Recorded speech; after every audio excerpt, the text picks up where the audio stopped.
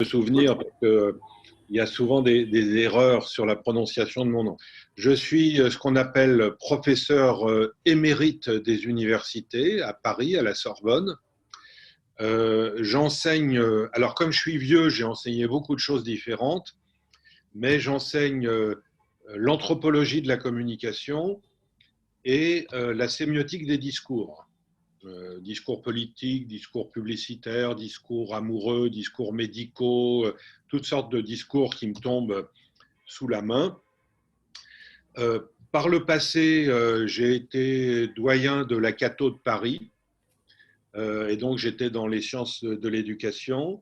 J'ai été pendant plusieurs années à la direction d'un organisme de recherche en didactique des langues qui s'appelle le BELC, le Bureau pour l'enseignement de la langue et de la civilisation française à l'étranger. Voilà, et bon, alors j'ai écrit quantité de livres dans le domaine de la communication, dans le domaine de la créativité aussi, parce que j'ai formé des créatifs pendant une dizaine d'années, des concepteurs-rédacteurs, des, des gens qui vont travailler dans la publicité. Bon, j'ai écrit beaucoup. J'ai un blog de journaliste aussi qui s'appelle La Ruche Média, où j'écris des articles. Et comme vous l'avez vu, la semaine dernière, j'ai fait 2 conférences Zoom en Russie. L'une que j'ai mis là cet après-midi sur mon Facebook qui s'appelle Lien quand tu nous tiens, et qui aborde la question du lien d'une manière anthropologique, mais surtout l'évolution du lien depuis, on va dire, depuis presque 70 ans, et surtout la question du lien en période de Covid, ou on dirait en Covidie. Et la deuxième conférence que j'ai faite mercredi en Zoom a pour titre Résilience et résistance en temps de Covid, et s'applique à montrer comment, au travers des posts que les Français ont postés, à travers des vidéos qui ont été faites, finalement, on a tissé pendant ces 2 confinements que nous avons connus des liens qui nous ont permis de cathartiser la peur de la mort, de la mettre à distance, la peur de la mort et la peur de la maladie. Et au travers de ces liens et au travers de ces posts qui ont été postés, on voit très bien comment les Français ont évolué par rapport à cette pandémie.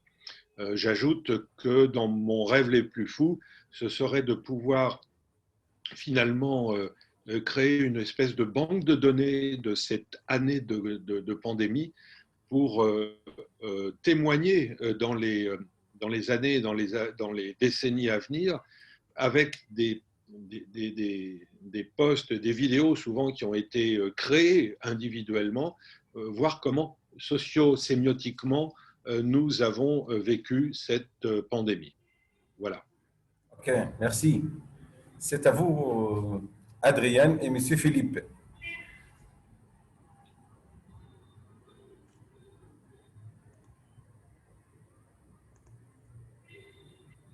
Adrien, c'est à vous. Oui, en fait, on a eu un souci d'Internet, mais on est là. Voilà. Oui. Ça c'est résolu. D'accord. Alors, nous avons une petite école de langue qui s'appelle Alaka Studio. Surtout moi, je donne des cours aux adultes. Alors, on a vraiment plutôt des élèves entre 20 et 50 ans. Et Philippe, il participe aussi, et surtout, on tourne des vidéos, des situations, et il joue le clown. Voilà, ça c'est son rôle. Mais je lui laisse la parole aussi de parler un petit peu de son activité. Alors, moi, je ne suis pas du tout professeur. Je suis juste français, exilé en Hongrie depuis 18 ans, pour des raisons personnelles. J'ai une activité plutôt dans le domaine privé quand j'étais en France. C'est le tourisme? Pardon? Le tourisme? Oui, le tourisme. Pas tout à fait. En France, c'est une activité dans le domaine du transport et notamment du transport fluvial. D'accord, en France, en Belgique. Une activité que j'ai eu, entre guillemets, la chance de pouvoir céder et de prendre une autre orientation plutôt de façon touristique et notamment par rapport à la Hongrie. Voilà. Donc, avec une clientèle française qui me permet aussi de parler français régulièrement. D'accord. Euh, Il ne veut pas dire, parce que ça peut être mal vu ou pas mal vu, mais il organise des chasses. J'ai une activité synégétique. Voilà. oui, oui. Oui, ok. Mais merci, merci. Rosa, parlez un peu de Oui, vous, s'il vous plaît. d'accord. C'est à vous. Euh, oui, oui, merci beaucoup pour cette invitation. Je répète encore, je suis très, très heureuse d'être parmi vous. Je suis honorée. Alors, moi, je suis une simple professeure. Je suis italienne. J'enseigne français langue étrangère dans un collège. Euh, Moi, je m'occupe aussi de projets européens d'Erasmus. Je suis coordinatrice depuis quelques années dans mon école, depuis, je pense, 6 années. Et j'aime beaucoup faire voyager mes élèves, mes collègues. En effet, la Covid m'a beaucoup changé. Ma vie est complètement changée parce que j'ai dû renoncer à des voyages, à des projets. Et donc, mais en tout cas, j'espère de recommencer très, très, très bientôt. Alors, je m'occupe aussi je fais partie de l'Alliance française de ma ville. Je suis aussi une examinatrice d'ELF pour les petits niveaux. Et je collabore aussi avec des maisons d'édition, avec la maison d'édition Génial de Tanta, de Monsieur El Guindi. Oui. Et je ne sais pas qu'est-ce que je dois dire. Je suis un peu émue d'être, surtout d'entendre des professeurs comme Monsieur Francis de l'université un peu. Ça me donne. Je suis une simple professeure qui j'adore la langue française et j'adore votre accent. Et c'est mon rêve un jour de parler comme vous. Inch'Allah. Une question à vous poser. Parce que moi, j'ai travaillé pendant 10 ans dans le français langue étrangère, mais en tant que créatif. Est-ce que vous avez déjà vu certaines photo-expressions? Ça vous dit quelque chose? Vous avez vu, pardon, vous pouvez Photo. répéter? Photo-expression, Non, non? Et les simulations globales, non, non, non, non, non. non? Alors, Moi je m'occupe beaucoup de… Maintenant, en Italie, vous savez, on a dû fermer les écoles et j'ai commencé à partir de mars de l'année passée avec la didactique à distance, avec des cours en ligne. Et moi, j'adore le numérique et parce qu'avec les projets Twinning, moi, je m'occupe des projets Twinning. Ce sont des projets en ligne avec les écoles européennes. Et, euh, et donc, mais faire de la didactique à distance, c'est autre chose. C'est-à-dire, on ne peut pas complètement, c'est une révolution dans la didactique. je suis d'accord. C'est très difficile, surtout avec les petits niveaux, surtout avec l'âge de mes élèves. Je travaille avec des élèves qui ont de 10 ans, 11 ans, 12 ans. C'est vraiment très, très difficile. Il faut toujours, je cherche toujours à les motiver et à me motiver. Alors, Parce que si je suis motivée, je les motive. il faut absolument, Rosa Maria, aller voir les publications que j'ai faites sur les simulations globales et la conférence que j'ai faite, la première conférence que j'ai faite la semaine dernière, qui est exactement là-dessus. C'est sur comment on se débrouille aujourd'hui dans l'enseignement distanciel et qu'est-ce qu'on peut proposer comme activité, notamment parmi les activités que je propose, c'est une activité de simulation, de recréation de monde, Second Life, si vous voulez, où on va créer un monde, soit un monde ancien, soit un monde futur ou différent, intergalactique, etc., avec des élèves, en leur demandant de transiter par des identités fictives de façon à ce qu'ils puissent quitter l'enveloppe dans laquelle ils sont actuellement et dans laquelle ils sont enfermés, parce que la pandémie nous enferme, et sortir par la fenêtre pour aller créer un autre monde et sortir de notre identité pour devenir non plus Francis Siech, mais Madame Wong Song-Tiang qui apprend l'italien ou le hongrois et ou l'arabe et qui donc va et qui est peut-être belge, négociante en bestiaux et qui va développer une vie comme ça. Et on va garder des contacts, mais je vous enverrai un certain nombre parce que c'est une approche méthodologique qui a fait fureur dans le monde depuis quelle année depuis la fin des années 80-90 et les simulations globales se sont énormément développées. Et en ce moment, dans la période que nous vivons, dans le distanciel, c'est particulièrement recommandé, à mon avis, parce que c'est totalement adapté à la situation. Voilà, pardon, j'ai parlé trop longtemps. Non, non, non, merci beaucoup. Non, non, Avec non, plaisir, avec non, non. plaisir. On aimerait vous écouter. Merci pour vos conseils. C'est à M. Mohamed Farouk. M. Mohamed, Oui, oui, on vous écoute, M. Mohamed. Vous avez 2 minutes à vous présenter, oui. oui, oui. Donc, bonsoir à toutes et à tous. Tellement ravi de me retrouver parmi vous aujourd'hui dans cette rencontre virtuelle organisée par M. Hilal, que je remercie beaucoup pour cette rencontre. Je souhaite que ça soit profitable pour tout le monde. C'est Mohamed Farouk qui vous parle, de nationalité égyptienne, expatrié en Arabie Saoudite pour les raisons professionnelles. En fait, je porte là-bas plusieurs casquettes, dont la plus récente formateur de français langue étrangère. Je suis aussi chef de département de français dans des écoles américaines à Riyad, en Arabie Saoudite. Et aussi, je suis responsable de la qualité d'enseignement, expert pédagogique et évaluateur auprès de l'organisation américaine appelée Cognia, anciennement appelée Advanced, chargé de surveiller la qualité d'enseignement dans les écoles internationales partout dans le monde entier. Et d'autre part, je suis examinateur, correcteur habilité pour les examens d'ELF et d'ALF jusqu'au niveau C1 auprès France Éducation Nationale, anciennement appelée CEP. Enfin, je suis traducteur agréé par l'ambassade de France en Arabie Saoudite.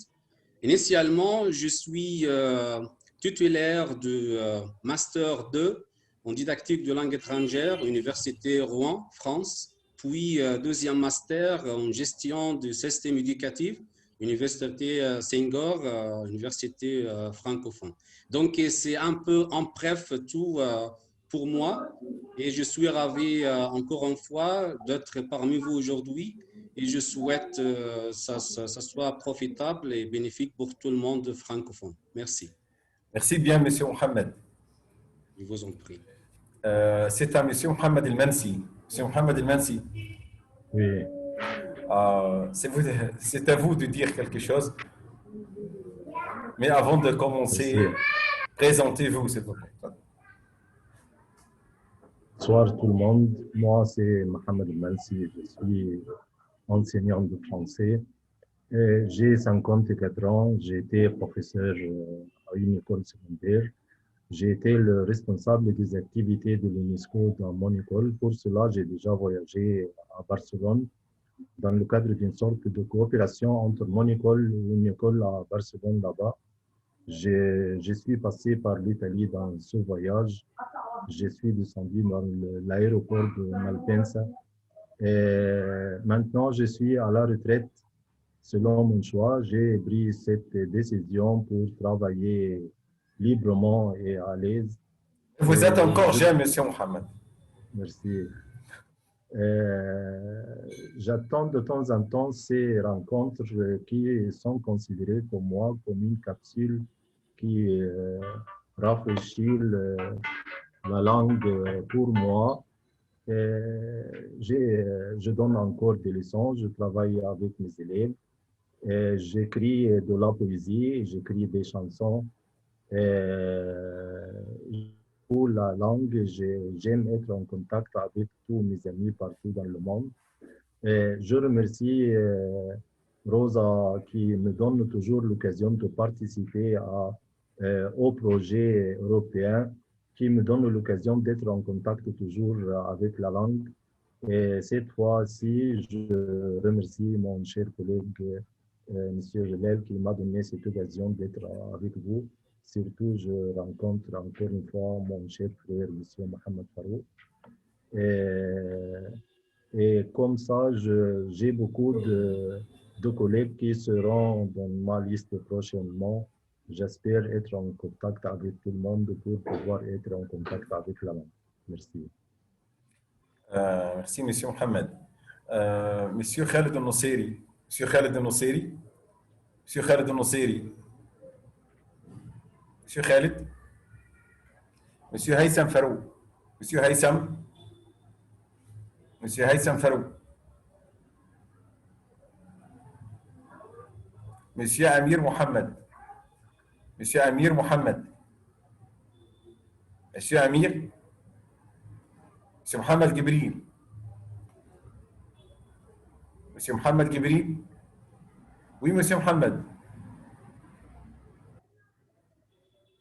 Monsieur Mohamed, je vous passe le micro. Je suis Monsieur Amir. Je vous écoute. Présentez-vous, s'il vous plaît. Je suis professeur. Monsieur Amir, s'il vous plaît, activez votre caméra. S'il vous plaît, activez.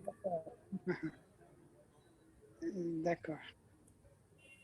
C'est bien comme ça? Ah oui, c'est très chouette. Oui. Je m'appelle Monsieur Amir Mohamed.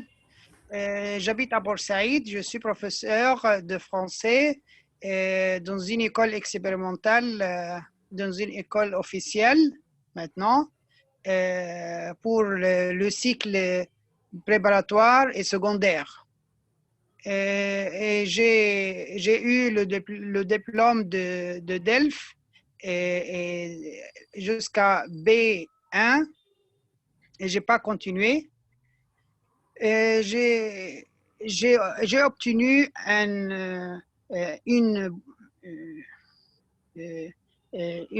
l'occasion de voyager en France comme stagiaire, oui. Comme prix, après une période d'entraînement. Et j'ai enseigné le français dans une école française expérimentale à Port Fouad. Et voilà, c'est tout. Merci, Monsieur Mohamed. Monsieur Medhat Ramadan. Monsieur Medhat Ramadan. Monsieur Medhat Ramadan. Monsieur Mohamed Gibril. Si vous m'entendez, Monsieur Mohamed Gibril, présentez-vous, s'il vous plaît. Monsieur Mohamed Gibril. OK. Adrien et Monsieur Philippe. Oui. C'est à vous de nous parler de votre vie pendant la pandémie de la Covid. Comment votre journée se passe? C'est à vous de commencer. On vous écoute. Vous avez 5 minutes. Je peux commencer, d'accord? Comment vous travaillez? Qu'est-ce que vous faites pendant la matinée, pendant la soirée? OK, on vous écoute. Alors, moi, je vais parler de mon activité, qui est une activité essentiellement de tourisme, donc avec des déplacements de clientèle importante. Période très compliquée puisque tous les déplacements ou presque ont été ou sont interdits où les contraintes sont trop importantes pour que les gens voyagent. L'activité de tourisme a chuté, et vous le savez tous, mais de l'ordre de 80-90%. C'est énorme.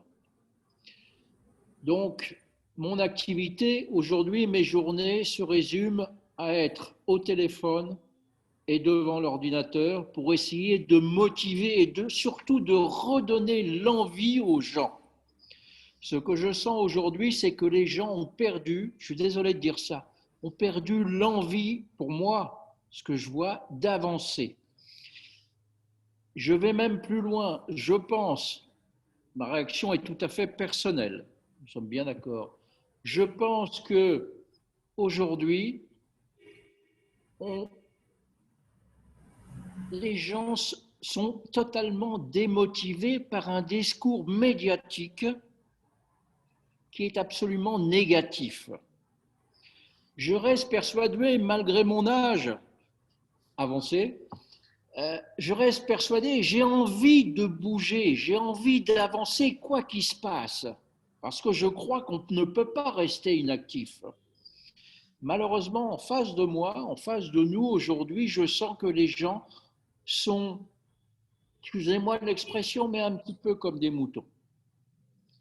Voilà, donc mes journées aujourd'hui se bornent à peu d'activités.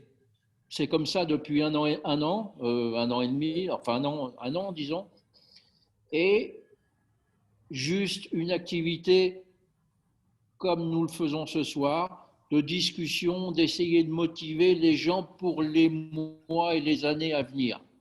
Voilà, on essaie de se battre pour ça, mais bon, compliqué. D'accord, ça c'est au niveau professionnel. C'est mon niveau professionnel. Mais si on regarde au niveau privé, alors on a un chiot, alors un braque allemand, c'est ça? Voilà. Adrien, pardonnez-moi d'intervenir. Nous avons 2 minutes et on s'arrête pour 2 minutes. On va vous envoyer un autre lien. Oui, continue, on vous écoute. D'accord. Non, je dis qu'au niveau privé, alors on a un petit chiot, un braque allemand, alors on s'occupe beaucoup de nos chiens. Et moi, je donne beaucoup de cours, d'accord, en ligne. Aujourd'hui, les gens sont plus ouverts à cette façon d'enseignement. Et Philippe, il joue très bien comme acteur. Alors, on a tourné pas mal de petites vidéos pour les cours. Et de temps en temps, il m'aide aussi pendant les cours pour la prononciation avec les élèves. Voilà, c'est notre activité. Mais l'enseignement aujourd'hui, c'est plutôt en ligne. J'ai juste une ou deux élèves qui demandent vraiment la présence dans leur entreprise. Voilà, Adrien, est-ce que vous avez remarqué ou bien est-ce que vous avez observé qu'il y a un changement de comportement pendant cette période dans le comportement de vos élèves? Oui, parce qu'avant, vraiment presque la moitié, voilà, ils refusaient les cours en ligne. Aujourd'hui, ils ont découvert que c'est confortable, que ça peut être aussi efficace. En revanche, avant, je faisais des cours 1h30. Aujourd'hui, on fait plutôt 60 minutes. Parce que devant un ordinateur, le temps, je pense qu'il se fatigue plus facilement. Voilà, on fait des cours un peu plus courts qu'avant. Mais presque tout le monde aime bien cette méthode aussi. Une question. Mais vous avez passé une expérience ou bien une nouvelle expérience avec vos élèves. Est-ce que vous avez remarqué qu'il y a une différence entre le fait d'enseigner en classe et le fait d'enseigner sur Internet? Juste que je pense qu'ils peuvent rester actifs un peu moins longtemps. Les chiens, bien. Ouais, c'est pas grave. Voilà, mais ils sortent. Voilà. Au niveau de cours, voilà, il faut les motiver un peu plus peut-être avec vraiment avec plus de vidéos, avec plus d'activités et raccourcir un petit peu les cours. Et je pense qu'ils ont la même activité qu'avant. Une question, Monsieur, oui, oui. Une question pour Adrien. Oui, un instant, Vos élèves sont contents de rester à la maison ou... Oui, monsieur. Oui, monsieur Adrien, Mohamed, vos élèves sont contents de rester à la maison ou non? Adrien, est-ce que les élèves sont maintenant contents de rester chez eux ou bien ils sont ravis de rester à leur maison? En fait, chez nous, ils peuvent sortir, d'accord? On doit être à la maison à 8 heures du soir, d'accord? On n'a pas le confinement ici en Hongrie. Ça veut dire que pendant la journée, ils peuvent bouger, mais ils ont pris l'habitude de faire des cours en ligne, même si aujourd'hui, on pourrait les faire aussi en classe. Mais ce sont des adultes, d'accord? Ce sont des adultes. J'ai des groupes, mais aussi ce sont souvent des élèves individuels. Je pense qu'il y a un nouveau comportement qui est dû à la pandémie, aux restrictions qu'on a. Donc les gens ont appris et s'habituent à ce type de communication. Après, on peut avoir un autre débat qui est de dire est-ce que c'est positif ou négatif, je n'en sais rien. Aujourd'hui, je n'en sais rien. On perd sûrement en convivialité, peut-être. Mais concernant les cours, je pense que les gens sont positivement actifs sur ce type de visioconférence ou de cours en ligne.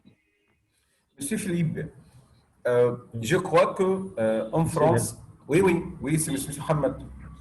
Oui, c'est à vous, monsieur Mohamed. Je voudrais savoir le sentiment des élèves qui sont restés à la maison et qui n'ont pas de contact avec l'école ni avec les professeurs. Est-ce qu'ils ont aimé ça ou ils ont été fâchés et ils ont aimé d'être en contact avec leurs professeurs, avoir des devoirs, avoir des leçons, etc. comme ça. Quel est le sentiment des élèves? Tu peux parler plutôt de ton fils. Moi, il y a un fils, il a 12 ans. Pendant 6 mois, en Hongrie, les écoles ont été fermées. Aujourd'hui, elles sont de nouveau ouvertes. Il a très mal supporté le fait de ne pas pouvoir aller à l'école, de ne pas pouvoir rencontrer ses amis, de ne pas pouvoir rencontrer ses professeurs. Et même, j'ai l'impression qu'il y a eu une récession dans l'envie d'apprendre. Donc, je pense que les enfants de son âge, ses amis, je parle d'une tranche d'âge entre 10 et 13-14 ans, l'ont vraiment mal vécu. Et depuis la réouverture des écoles en septembre dernier, la vie est redevenue pour ces enfants relativement normale. Voilà ce que je vois avec les enfants qui m'entourent. Monsieur Francis. Oui, non, mais juste pour dire que je comprends parfaitement ce que Adrien et Philippe disent, parce que on sait en pédagogie que l'apprentissage est un phénomène de groupe. Il doit être, on doit faire corps. L'apprentissage doit être porté par le groupe. Les élèves, c'est une dynamo. C'est pas pour rien que la vieille université de Bologne, Rosa Maria ne me démentira pas, accordait une importance au milieu. Il faut être là, dans le milieu. Alors, c'est vrai qu'on a eu de la chance quand même d'avoir les cours en distanciel, parce qu'on peut imaginer ce que ça aurait été si on n'avait pas eu les nouvelles technologies, ça aurait été une véritable catastrophe. Néanmoins, on ne peut pas faire un copier-coller en distanciel des cours que l'on fait en présentiel. Il faut inventer d'abord des nouveaux rituels, des rituels de démarrage, des rituels de clôture, des rituels d'expression, d'attention des élèves et des étudiants pour leur demander comment ils vont, quel temps il fait, etc., avant de commencer l'apprentissage.